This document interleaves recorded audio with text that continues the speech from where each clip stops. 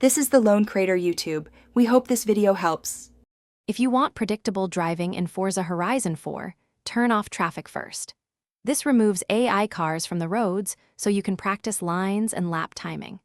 It prevents random collisions that ruin race runs and keeps your replay footage clean. Turning traffic off also reduces repair costs while you test tuning or drift setups. Follow the short menu steps next to change the in-game traffic setting and keep your session controlled and stress-free. Pause the game and open the Settings menu to change road behavior. Navigate to Settings, then choose Gameplay to reveal the traffic option. Select Traffic and set it to Off to remove AI vehicles from free roam and races that allow that setting. Confirm the change and return to the map. The game applies the setting immediately for most sessions. If you need the change to persist across sessions, set your session type to Private after disabling traffic.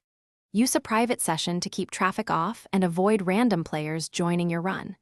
Be aware that official events and some seasonal championships enforce traffic and ignore your local setting. Traffic off removes AI cars, but it does not remove real players in public sessions, so set session privacy if you need an empty road.